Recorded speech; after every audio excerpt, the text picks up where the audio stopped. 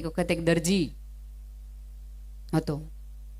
એ સોયથી કામ કરે ને ત્યારે સોયને અહીંયા પોતાની ટોપીમાં રાખે અને કાતરથી કામ કરતો જાય, કાતરને પોતાના પગે રાખે. કાતર મોંઘી છે, સોય સસ્તી છે. એ રોજ આવું થાય એટલે એક વખત એના દીકરાએ હિંમતથી પૂછ્યું, એ કે પપ્પા તમે આ રોજ કેમ આવું કરો? તમને ખબર છે કાતર કેટલા રૂપિયાની આવે? આ પિત્તળના હાથાવાળી મોંઘી કેટલી છે, એને તમે પગ નીચે રાખો અને હોય તો એ કે આમ મળી જાય તમને જોઈએ એટલે એક પડીકામાં દ આવે છે, એ ખોવાઈ જાય તો કઈ વાંધો ન આવે, તમે ન હોય હાચવો છો.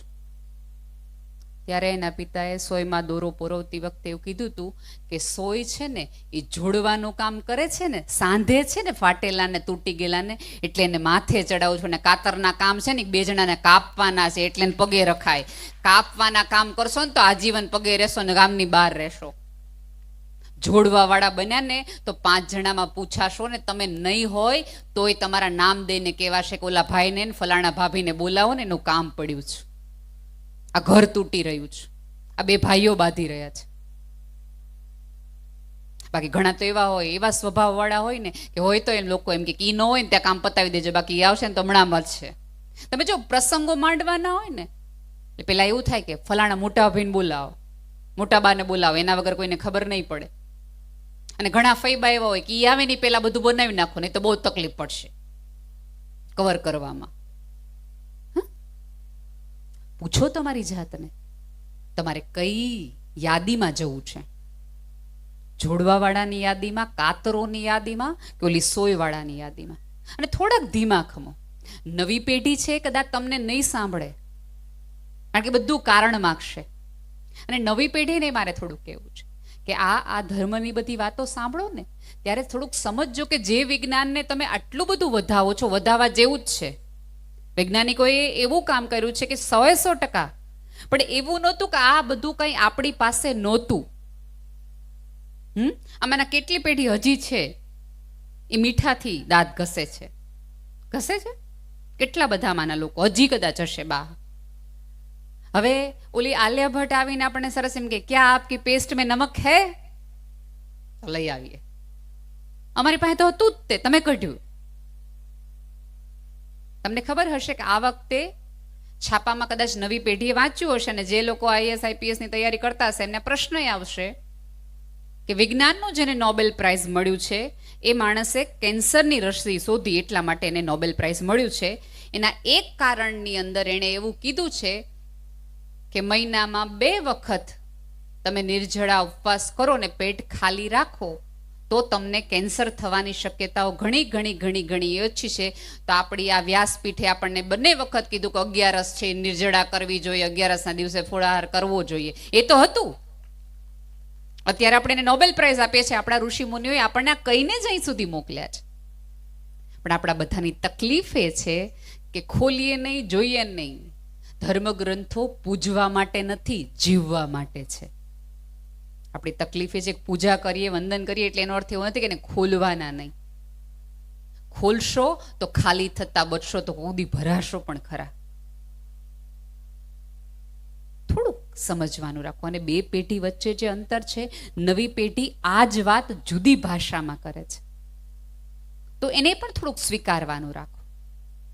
ઘણી બધી એમાંની દીકરા હોય, દીકરીઓ હોય જેને શહેરમાં રહેવું જ, શહેરમાં જ રહેવું હોય, ગામડે રહેવું જ ન હોય.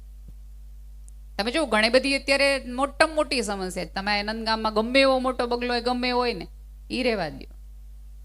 મુંબઈમાં નાના ઘરમાં રહેવું જ, પણ અહીં નથી આવું. કેમ? કારણ કે આપણે એવું માહોલ અને એવું વાતાવરણ પૂરું પાડી શકતા નથી જે માહોલ એને ભુજમાં, મુંબઈમાં ને અમદાવાદમાં ને અમેરિકામાં ક્યાંક મળે છે. પછી આપણે ત્યાં જઈને મજૂરી કરશે પણ અહીંયા નહીં કરે. ન્યા મજૂરી કરે તો એના મજૂરીના આધારે એને કોઈ વ્યક્તિ એવું નથી કહેવાનું કર આ કામ કરે છે. ધારો કે અહીંયા કેટલા બધા દીકરાઓ હશે એ તમને એમ કહેશે કે ના મારે અમેરિકા જવું જ છે ને મારે લંડન જવું જ છે. અને પછી આપણે અહીં બેઠા બેઠા એવી વાત કરીએ કે ત્યાં જઈને છે ને પેટ્રોલ પૂરશે, પણ અહીંયા નહીં કરે. ત્યાં એ પેટ્રોલ પૂરે છે ને તો કોઈ વ્યક્તિ એવું પૂછતું નથી કર આટલું ભણ્યો છે ને પેટ્રોલ પૂરે છે. અહીંયા તો ધારો કે બાપના સરસ મજાની નાની એવી દુકાનમાં બેસે ને તો આપણે 10 જણ આપણે જ કેવા વાળા હોય અર આટલું ભણ્યો ને બિચારો જોતો ખરોજી અહીંયા જ બેઠો છે. એટલે ઓલા એમ થાય કે અહીંયા રહેવું ને કરતા ન્યા વયા જાઓ, ભલે બાપનું ખેતર વેચીને જો અમેરિકા જવું પડે તો ન્યા વયા જાઓ, ત્યાં કોઈ પૂછશે તો નહીં, કોઈ કહેશે તો નહીં. આ પેઢી છે ને ટિકટોક જનરેશનમાંથી છે. તમારી ટકટક તો બિલકુલ નહીં સાંભળે. તમે ઈચ્છતા હો કે તમને સાંભળે તો પહેલી પૂર્વ શરત એ છે કે એને આ બધા ચોકઠામાંથી બહાર લાવો કે તું આ છો ને તું આ છો ને. અને આપણે બધા કેવા છે, ઓલી કેસેટ શરૂ થઈ જાય કે અમે તમારી માટે આ કર્યું ને અમે તમારી માટે ઓલું કર્યું ને ઓલું તમારી માટે આમ કર્યું છે. આવું બધું કશું જ કહેવાના બદલે થોડા શાંતિથી ને સમજવાના રાખો. દીકરીઓને સરસ ભણાવો છો તો દીકરીઓને નમ્ર વિનંતી છે કે તમે ભણો છો એનો અર્થ એ નથી કે રસોડું છે એ તમારી જાગીર નથી. એટલે એક બહુ જ મોટો વર્ગ એવો છે જેને ભણેલ દીકરીઓ ટેલ નથી જોતી, કારણ કે એ લોકો એવું માને છે કે ભણેલ છે એટલે રસોઈ નહીં આવડતી હોય. હવે ધારો કે તમારે ત્યાં કોઈ સરસ દીકરાનો માગું આવે છે અને છોકરાવાળા એવું કહે છે કે અમારો દીકરો બહુ ડાયો છે, બહુ સંસ્કારી છે, એક પણ પ્રકારનો વ્યસન નથી, ભણેલો છે, બધું રાત્રે 8 થાય એટલે ઘરે આવી જાય, બધું જ કરે, આટલા સંસ્કારના વખાણ કરે અને આપણને એમ થાય કે વાહ આની યારે કરવા જેવું જ છે. અને પછી હળવેકથી દીકરાના મમ્મી એમ કે પણ અમારો દીકરો કમાતો નથી, પાડો. હા નહીં પાડો તમે તો આપણે કેમ એવું કહી શકીએ કે અમારી દીકરી બધું છે, ડાય છે, ભણેલી છે, આ આવડે છે આવડે પણ રસોઈ નથી આવડતી. રાધર, રસોડું તો તમારું રજવાડું છે. ઉપરવાળાએ 1000 હાથવાળી સ્ત્રીને એટલા માટે જ કીધી છે કે ઘર, બાર, ઉમરો, માળિયું એ બધું જ સંભાળી શકે છે. હમણાં જોયું ને તમે આખું, તમે જુઓ પુરુષોના એક પણ કામ એવા નથી કે જે એક સાથે 2, 3 અને 4 થઈ શકતા હોય. વૈજ્ઞાનિકોએ 4 ગેસના બર્નર બનાવ્યા છે, ખબર ને? અત્યારે એવા ગેસ આવે છે કે 4 એક સાથે. એનો અર્થ એ છે વૈજ્ઞાનિકોએ, મનોવૈજ્ઞાનિકે ટેસ્ટ કરી લીધો છે કે સ્ત્રી છે એ એક સાથે 4 જગ્યાએ ધ્યાન આપી શકે છે. આ બાજુ રોટલી થાય, આ બાજુ શાક બનતું હોય, આ બાજુ દાળ ઉકળતી હોય અને આ બાજુ દૂધ ઉભરાય નહીં.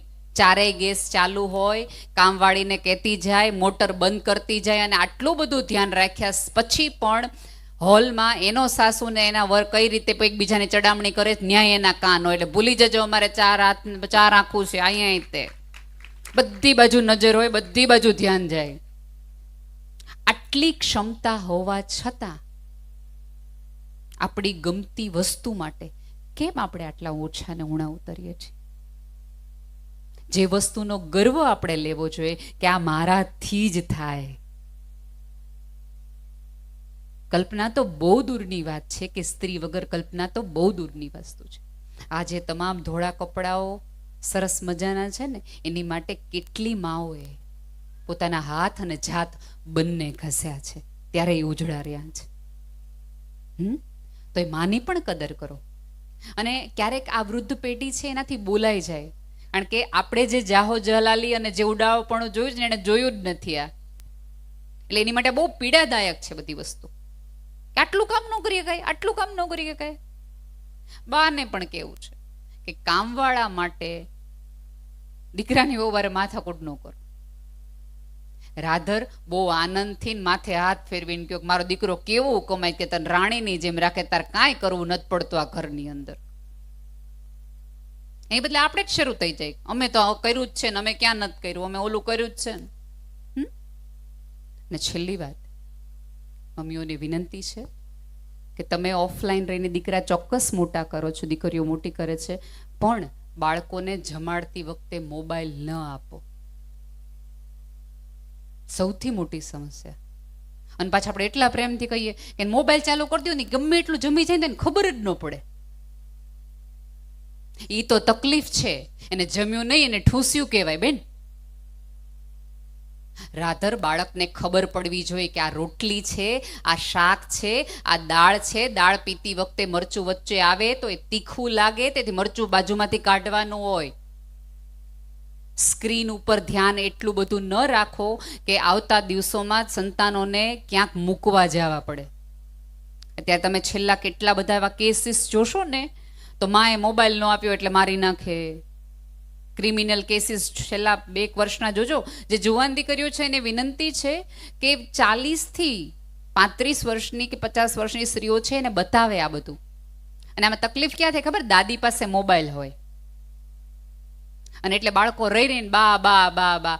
બાનો પ્રેમ નથી, બા મોબાઈલ આપે જ ને એટલે વારા ઘડીએ બા પાસે આવે છે છોકરાઓ. પછી આપણે એમ કે ખબર નહીં મારું બહુ રાત્રે મારી આગળ જ હું આવે. બા હુઈ ગયા હોય અને બાળક યુટ્યુબ જોતું હોય. અને એ વખતે ઓલી દીકરાની મમ્મી હોય કે જેને આવું સાંભળ્યું હોય કે ના આપણે બાળકને મોબાઈલ નથી આપવો, એટલે બાળકને તમારી પાસે આવવા ન દે કે ના મોબાઈલ તમારી પાસે લે, તમારી પાસે માનતો નથી. એટલે આપણે હાંજે આવેલા દીકરાને મગજ કરીએ કે હા તારી વહુ જો દીકરાને મને અડવાઈ દેતી નથી, અમે 3 મોટા કર્યા આજો. થોડુંક સમજો. એને પોતાનું સંતાન એને ખબર જ છે કે સૌથી વધુ સુરક્ષિત તમારા હાથમાં છે, પણ ઓલા જે મોબાઈલની લત તમારા દ્વારા લાગે છે એને સ્ટોપ કરાવી છે. કારણ કે એ જયારે ડોક્ટર આગળ ભૂજ લઈ જાય ને બાળકને, ત્યાં ડોક્ટર ના પડે છે કે ચોકલેટ ન દેતા, ચોકલેટ ન દેતા. અને તમે જ્યારે જ્યારે જાઓ છો ત્યારે બાળક તમારી યાર હાલો બા હું તમારી યાર આવું, હાલો બા હું તમારી યાર આવું. એ તમને તમારો પ્રેમ ને તમારી આંગળી માટે નથી આવતું, કારણ કે તમે જેવું બાળક વેન કરે એટલે તમે તરત કહો છો કે આપો ના 5 રૂપિયાની ચોકલેટ. એ વખતે તમારે બહુ પ્રેમથી કહેવું પડે કે બેટા ચોકલેટ નથી ખાવાની, મમ્મીએ ના પાડી છે.